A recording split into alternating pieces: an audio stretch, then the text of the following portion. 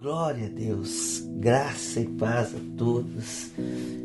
Como é bom esse espaço que temos, essa oportunidade que nós temos, essa condição de rompermos essa distância nesse tempo de isolamento, e nos aproximarmos. Como isso é bom, como louvo a Deus, sou grato a Deus por essa oportunidade, por essa condição que temos de mesmo à distância, podemos estarmos compartilhando, podemos estarmos falando das coisas de Deus, daquilo que nos edifica, daquilo que nos traz vida, daquilo que nos revigora. Como isso é bom, como eu sou grato a Deus por isso, e espero que também você seja grato a Deus, que você faça bom proveito dessas oportunidades que temos, de estarmos compartilhando a palavra de Deus, mesmo que à distância, porque cremos que assim Deus está permitindo, e isso é viver por fé. E é sobre esse tema, é sobre fé que nós estamos aqui, é sobre fé que eu desejo compartilhar com você nessa oportunidade. A palavra de Deus, um texto bem conhecido de Hebreus, capítulo 11, lá no versículo 6, nos diz: sem fé é impossível agradar a Deus, pois quem dele se aproxima precisa crer que ele existe e que recompensa aqueles que o buscam. Glória a Deus. Fé. Por que falar sobre fé?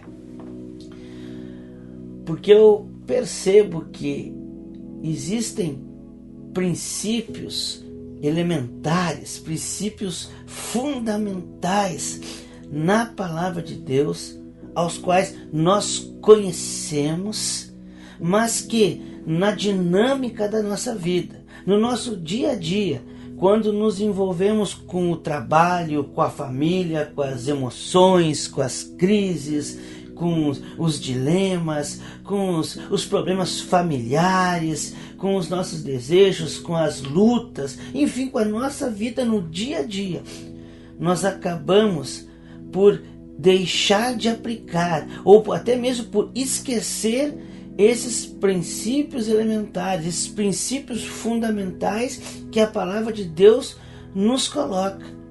E isso é comum a todos, Eu vivo assim, muitas e muitas vezes, depois que a situação passa, eu fico pensando, mas eu podia ter agido dessa forma, como a palavra de Deus me orienta. Como eu sei que deve ser, porque eu vi já isso, eu já tenho essa experiência, eu li a palavra de Deus, me orienta dessa forma, mas naquele momento eu acabo esquecendo princípios que são fundamentais. E um desses princípios básicos da nossa vida é a fé, é viver com fé. A palavra diz: sem fé é impossível agradar a Deus. E o fato é que muitas vezes, durante o nosso dia, não aplicamos a nossa fé nas situações que enfrentamos, nas lutas que enfrentamos, nas dificuldades que enfrentamos, ou em qualquer situação. Nós não aplicamos a fé, não vivemos por fé. Como isso é importante. Por isso a fé precisa voltar ao centro da nossa conversa.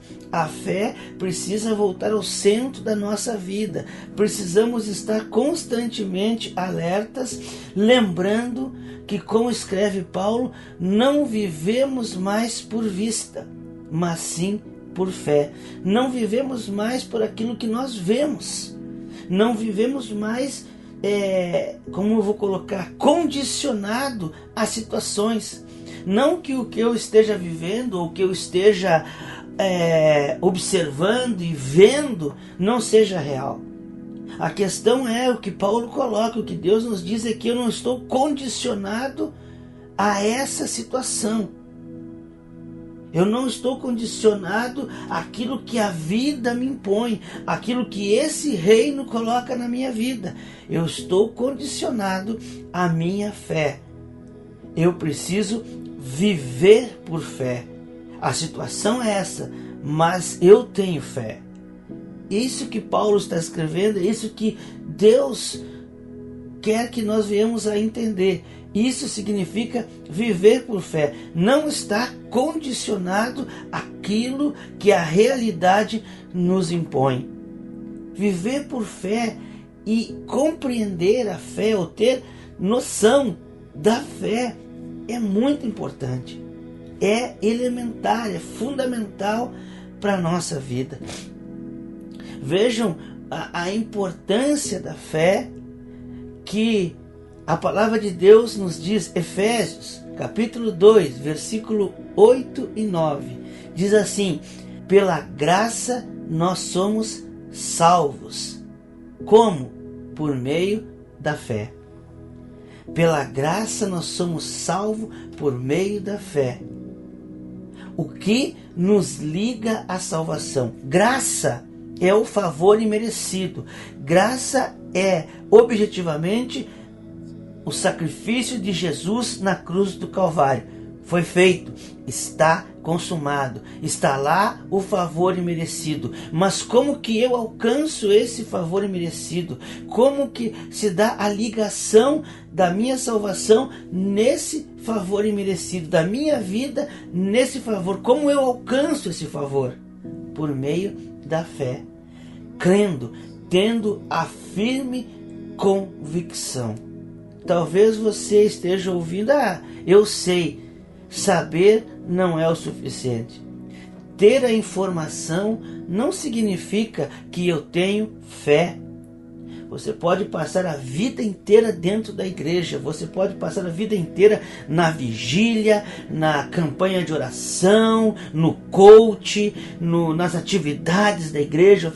Hoje as igrejas oferecem várias e várias atividades, né? Muitas delas, inclusive, abrindo parênteses, atividades seculares que, bom, não vamos entrar no assunto, desde festa, fantasia, tantas outras coisas, bailes de carnaval, tudo hoje a igreja está oferecendo. Mas você pode viver nesse meio religioso, nesse meio evangélico, nesse meio gospel, tendo apenas a informação da salvação pela graça. Mas você pode não ter fé. Você pode não ter a firme convicção. Você pode não entregar a sua vida nesse propósito. Se você perguntar para muitas pessoas que se dizem cristãs e até mesmo têm o intento no coração, e perguntar: você é salva? Uma pergunta assim, né? Fazendo uma pergunta que exige uma resposta convicta. Muitas irão responder: não sei, depende, olha só, né? Eu pequei, eu errei, eu falei. E elas negligenciam a graça e principalmente negligenciam a fé. Por isso que eu digo que a fé, ter o conhecimento de alguma coisa, ter o conhecimento de algo que a Bíblia diz, não significa ter fé no que a Bíblia diz. Fé é ter a firme convicção. E é impossível agradar a Deus sem fé.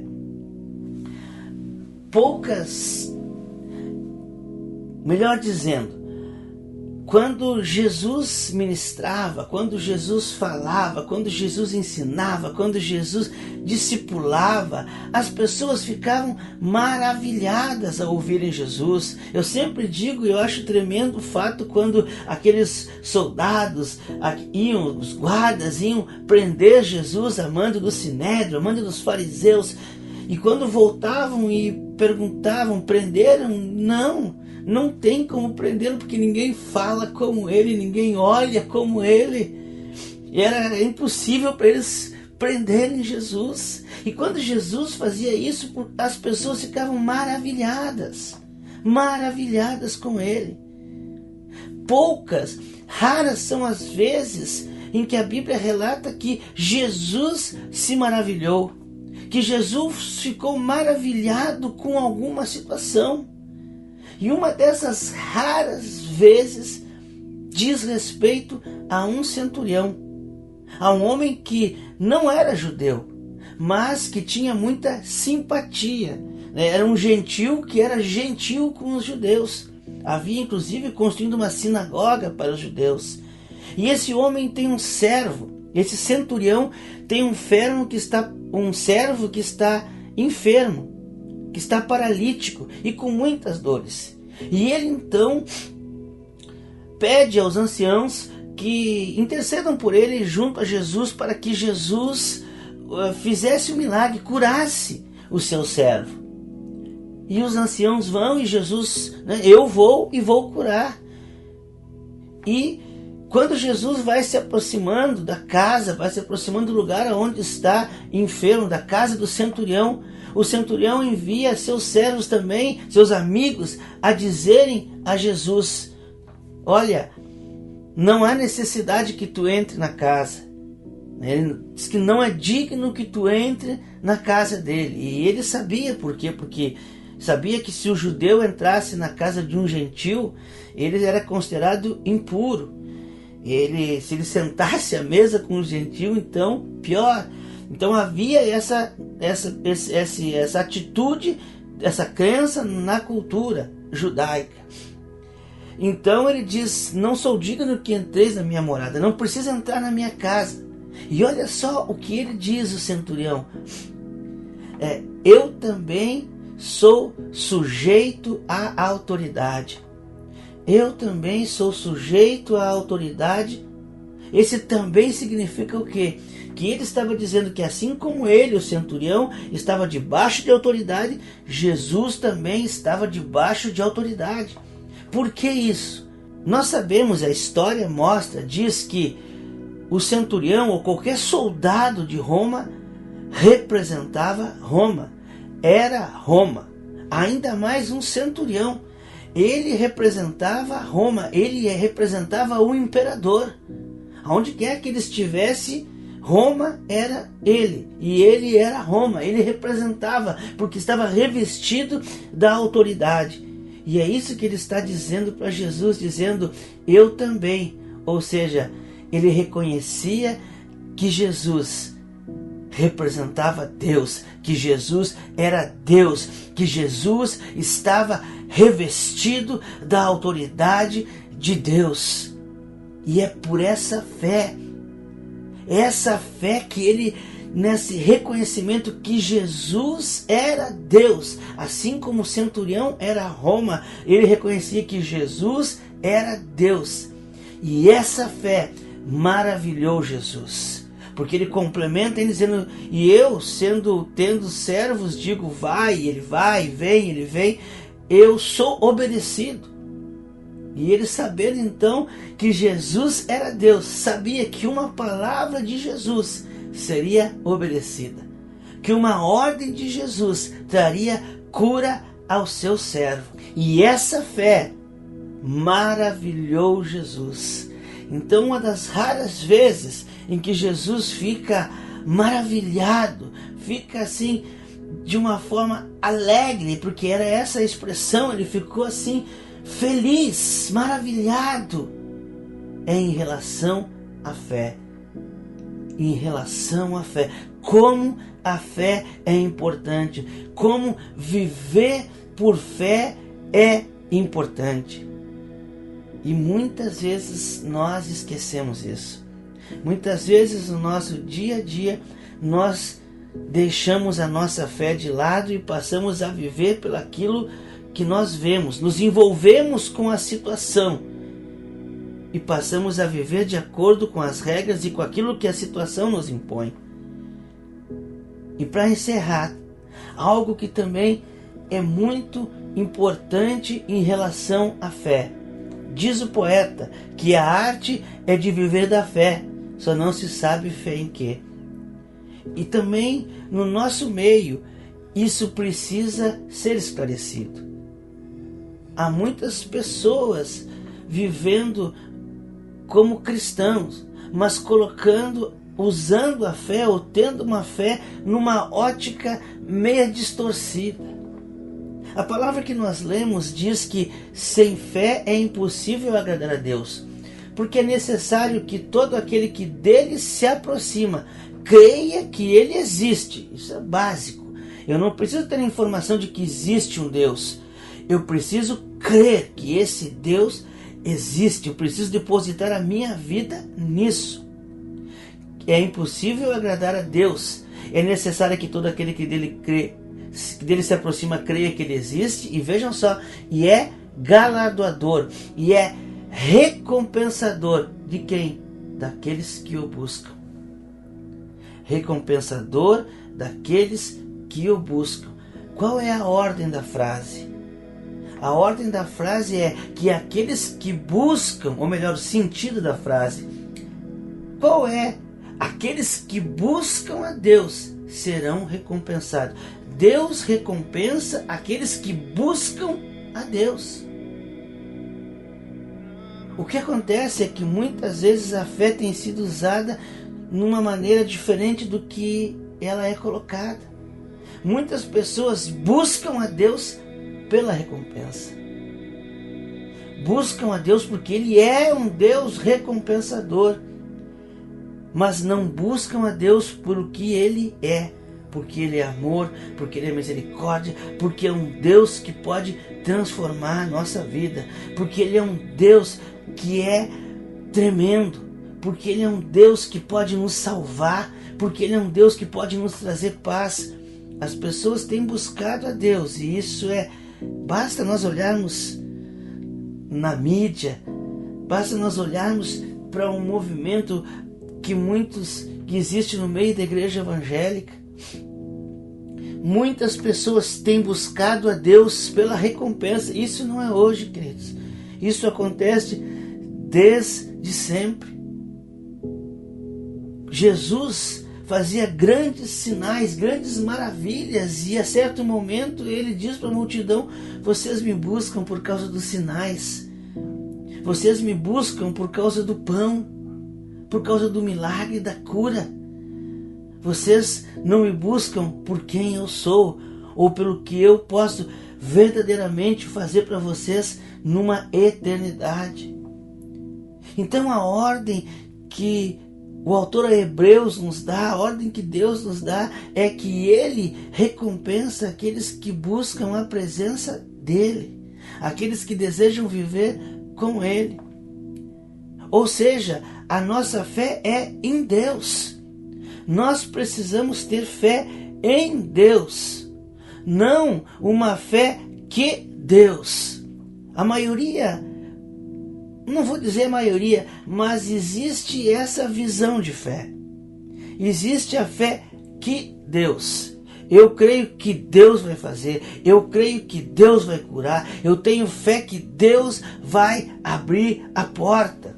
Queridos, e se Deus não quiser abrir a porta? Não, eu tenho fé que nessa crise todos, podem perder o emprego, mas eu tenho fé que Deus vai me manter no emprego. Queridos, e se essa não for a vontade de Deus? Deus é onisciente, Ele conhece todas as coisas, Ele tem todo o conhecimento. Deus é amor, Deus é misericórdia. Isso implica que Deus tem tudo isso para mim. Por que eu vou confiar no meu conhecimento? Ou porque pedindo a Deus que Ele faça algo que talvez não seja da vontade dEle? Eu já falei sobre isso em outra oportunidade. Nós precisamos ter bem claro a vontade de Deus, volitiva, e a vontade decretiva de Deus, permissiva de Deus. Existe uma coisa que Deus decreta, que Deus deseja que assim seja, como foi o caso do tabernáculo. Deus deu a ordem para o tabernáculo. Quanto ao templo construído, almejado, sonhado por Davi e construído por Salomão, não havia um decreto de Deus, não havia partido do coração de Deus essa vontade, e sim do coração de Davi. No entanto, Deus permitiu. Então existe essa grande diferença.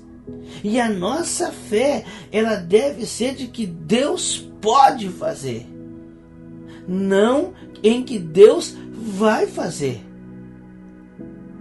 Fazer ou não as coisas que nós desejamos é soberania de Deus. Soberania de Deus. Os atributos de Deus então entram em ação. Como eu falei, a onisciência de Deus. Deus nos ama. E Ele, nos amando e conhecendo todas as coisas, Ele sabe se me manter no emprego vai ser bom ou não. Se eu estiver vivendo não por fé, mas pelas circunstâncias, eu posso entrar em desespero. Agora, se eu aplicar o princípio elementar da palavra de Deus, a fé, eu passo a viver por fé. Bom, essa situação que eu estou vivendo, a porta do emprego se fechou, a cura não veio, está no controle de Deus. Isso significa viver por fé. Isso significa que você tem fé em Deus. Eu sei que Deus pode, eu sei que Deus tem todo o poder, eu sei que Deus me ama, eu creio, eu tenho a firme convicção que eu sirvo a um Deus que é justo e que é misericórdia e que Ele tem todo o controle e a minha vida está nas mãos dele. Como disse Cedraque, Mesaque e Abednego, olha, se eu tiver que ir para a fornalha e Ele me livrar ou não me livrar, não importa, eu continuarei servindo a Deus. Essa é a verdadeira fé, é essa fé que Deus deseja de nós e nós não podemos negligenciar essa fé no dia a dia. Queridos, como seria diferente a nossa vida, como seria diferente o nosso relacionamento com Deus se nós não negligenciarmos a nossa fé. Imagina quantas experiências com Deus eu também vivo dessa forma e eu tenho certeza que muitas coisas, muitas experiências eu deixei de compartilhar, de viver com Deus, porque não apliquei a minha fé. Que eu e você possamos aplicar a nossa fé, que eu e você venhamos que ao longo da nossa vida, ao longo dos nossos dias, na dinâmica da nossa vida, que nós não venhamos a esquecer a nossa fé, a esquecer esse princípio básico, esse princípio fundamental da nossa vida com Deus. Não podemos esquecer que sem fé é impossível agradar a Deus e que Ele é recompensador daqueles que buscam Ele na sua essência, por quem Ele é e não pelo que Ele faz. Que Deus nos abençoe, que Deus nos dê fé, que Deus faça que com que o nosso coração tenha uma fé inabalável. Que essa fé não seja apenas uma informação, mas uma firme convicção, seja vivida a cada momento da nossa vida. Que assim seja, que Deus te abençoe, que Deus derrame a graça dEle, a misericórdia dEle sobre a nossa vida, sobre a vida dos nossos familiares, em todo tempo e em todo lugar, para a glória de Deus, em nome de Jesus. Amém.